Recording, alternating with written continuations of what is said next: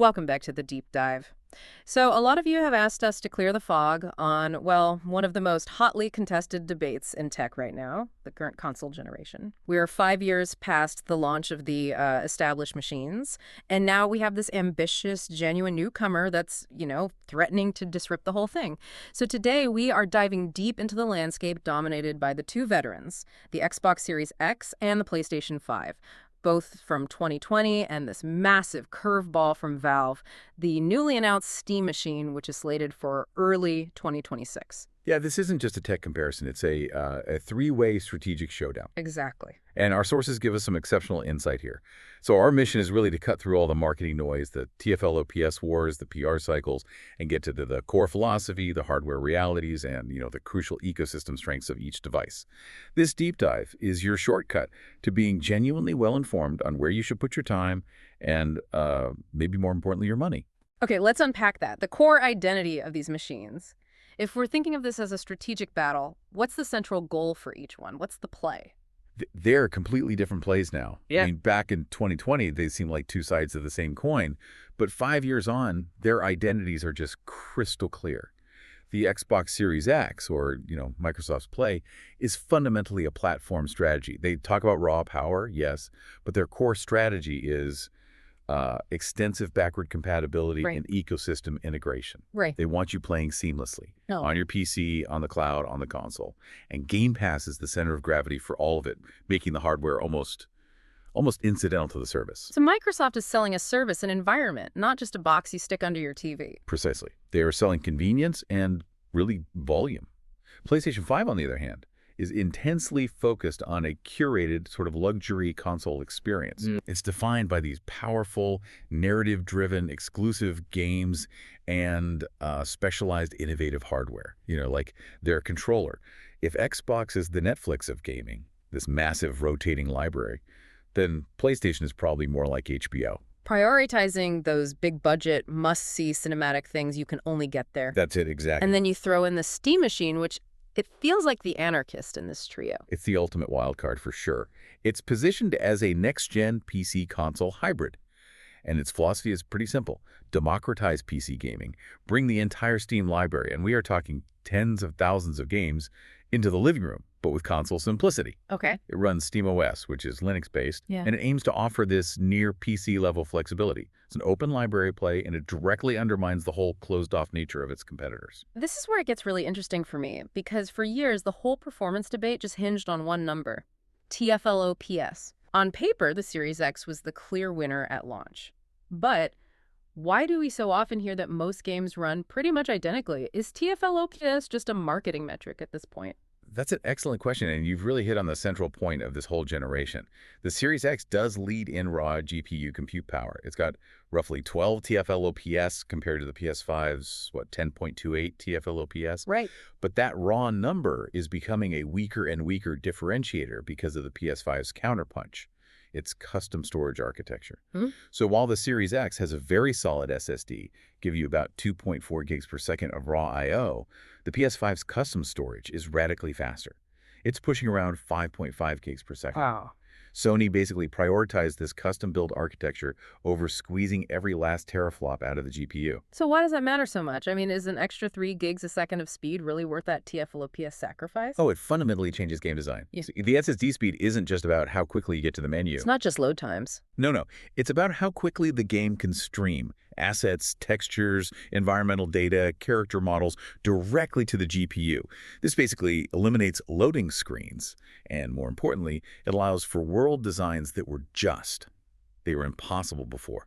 Think of a game like Ratchet & Clank, Rift Apart, where the character jumps instantly through portals to entirely new worlds. Right, that seamless transition. That instantaneous transition only works because the PS5 can load all that data faster than you can blink. Yeah. So that performance gap you see in the TFLOPS war, it kind of disappears when you look at the total system design. So the speed becomes the great equalizer then. It forces us to look past just the GPU numbers, and I guess we have to look beyond the main box itself to the peripherals. Absolutely. The PS5's commitment to immersion is just solidified by that DualSense controller.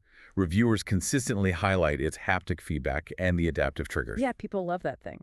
And we're not talking about a standard rumble here. This is nuanced feedback that can simulate the tension of drawing a bowstring, or the resistance of walking through sand, or the specific kick of a weapon. Hmm. It's a genuine technological differentiator that adds value beyond the specs.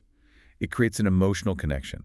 The Series X controller is solid, it's familiar, but it's evolutionary, not revolutionary. Okay, now let's talk about the new contender, the Steam Machine. It's newer tech, right? A couple of years ahead. Is it just going to leapfrog both of them? Well, it's aiming for a spot that's potentially between the PS5 and the theoretical PS5 Pro. It's running on AMD's newer DNA, Zen 4 for the CPU, RDNA 3 for the GPU. Understand. It means faster, more efficient processing cores compared to the 2020 tech in the current consoles. It's targeting a strong performance profile with a 6-core Zen 4 CPU and a 28CU RDNA 3 GPU. But, and this is the big but, the hardware have a major caveat. Its memory architecture. The current consoles use unified, high-bandwidth GDDR6 memory. It's super fast and eliminates bottlenecks between the CPU and GPU.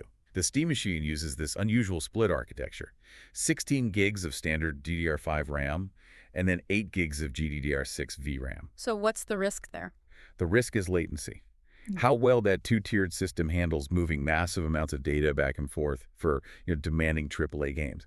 That's uncertain. If the software isn't perfectly optimized, that split memory could introduce bottlenecks that slow performance down despite the newer chips. It's untested at this console scale. That's a critical point. So hardware is complex, but for the gamer, the library, and the services, the whole ecosystem, that often matters more. Let's talk value proposition. Right. So we've kind of established that the PS5's major strength is its exclusive content. If you are a story enthusiast, a fan of those cinematic, high-polished AAA games, your God of War, your Spider-Man, Horizon, the PS5 ecosystem is built for you. You buy the PS5 for the blockbusters. You buy it for access to the best single-player narrative experiences in the world, basically. They sell quality over quantity. And the Series X is the complete opposite philosophy. Absolutely. Yeah. The Series X is about massive, long-term value and accessibility. First, its strength and backwards compatibility is just unmatched. It supports games all the way back to the original Xbox and the 360. So you can literally pop in an old disc. You can pop in those old discs, and they often play with performance enhancements. That is genuinely incredible legacy value. Yeah. But you're right. The real star of the show for Xbox is Game Pass. Of course. Game Pass is the key to Microsoft's whole strategy. It offers unmatched value. Hundreds of games, cloud streaming, and day-one access to all Microsoft first-party releases. It just shifts the value proposition completely away from buying individual games to a subscription. Right, the Netflix model. Exactly. For the cross-platform gamer, or maybe the budget-conscious gamer, the sheer volume of high-quality titles you get for a monthly fee it's just so compelling. So where does the Steam Machine land in this ecosystem fight? Yeah. It doesn't have traditional exclusives, but its library is, I guess, theoretically infinite. Its greatest strength is that library. I mean, access to the entire Steam catalog. We're talking tens of thousands of titles, from huge AAA hits to tiny indie gems. And critically, because it's a PC-based ecosystem, you get the flexibility of mods, different graphic settings, true freedom. But that's all running through Proton, right? The compatibility layer. Yes, and that's the critical risk factor. While Proton has made huge leaps, it's not perfect. It's pretty common for brand new AAA releases, especially ones with aggressive anti-cheat systems, to just not work on SteamOS right away. Or maybe ever. That's a big risk. It is. For a user buying this as their main console, the inherent instability of having even a small percentage of games be inaccessible or perform poorly, that's a major risk, even if the library volume is huge. That wildcard label is looking more and more fitting. Okay, so based on all of this, the hardware, the ecosystem, the risks, if you're listening and trying to make a choice today, how does your gaming lifestyle point you to one of these three? We need to match the hardware to the profile, for sure. Move beyond the specs. So for the cinematic gamer, the PS5 remains the strong choice.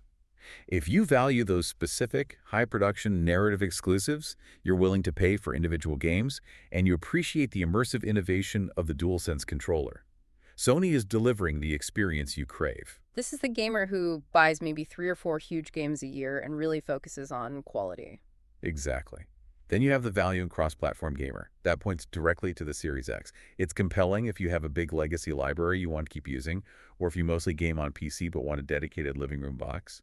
And crucially, if you believe in the Game Pass model and want the best dollar per hour value, the Series X ecosystem is built for you. It's the pragmatic choice. And the last one.